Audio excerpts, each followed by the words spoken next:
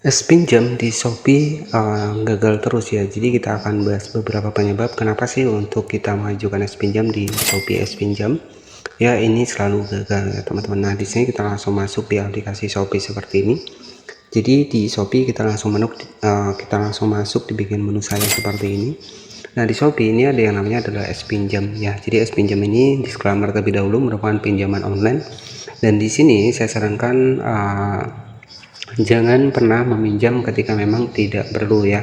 Nah di sini kita langsung masuk di aplikasi dari es pinjam seperti ini. Jadi es pinjam ini adalah pinjaman online, dimana secara otomatis untuk dibikin dari pinjaman kita itu akan masuk via rekening kita. Dan untuk limit dari pinjaman es pinjam ini adalah untuk maksimal 50 juta dan minimal itu kurang lebih sekitar 500.000 ya.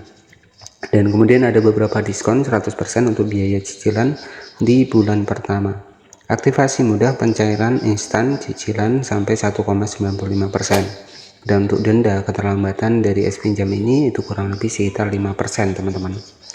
Oke, jadi untuk cara kerja di es pinjam, teman-teman tinggal aktifkan saja akun di es pinjam.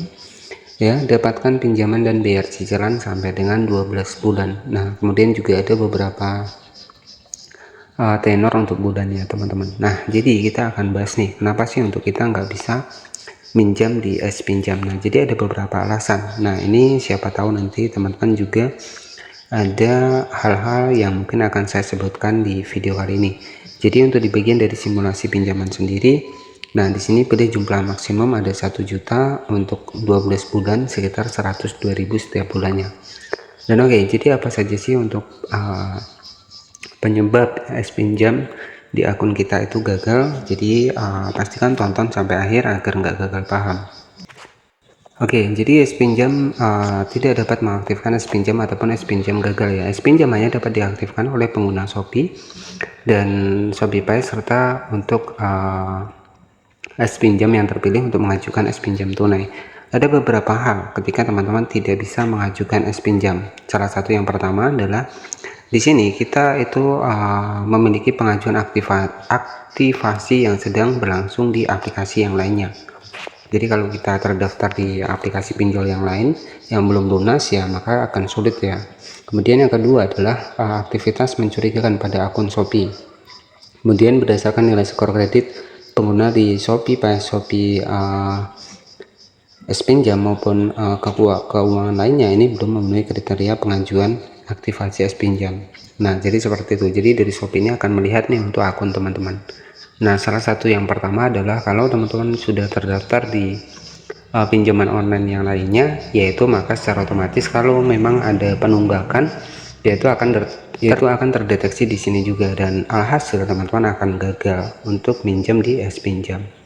Nah jadi seperti itu ya. Jadi kalau ada data yang mungkin sudah masuk di pinjaman online yang lain, kemudian teman-teman nih gagal bayar ataupun gagal bayar di es pinjam yang lain ya, di pinjaman online yang lain ya otomatis akan sulit buat teman-teman mendapatkan yang namanya adalah aktivasi untuk es pinjam ya. Oke, tapi disclaimer terlebih dahulu, untuk es pinjam ini adalah pinjaman online dimana tidak disarankan buat teman-teman yang memang benar-benar nggak kepepet ya. Jadi seperti itu saja beberapa penyebab. Kemudian selanjutnya tidak memenuhi kriteria berdasarkan aturan OJK.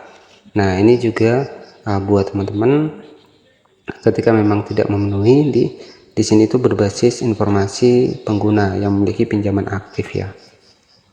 Nah jadi seperti itu saja yang bisa saya sampaikan. Terima kasih yang sudah bergabung. Selamat siang. Wassalamualaikum warahmatullahi wabarakatuh.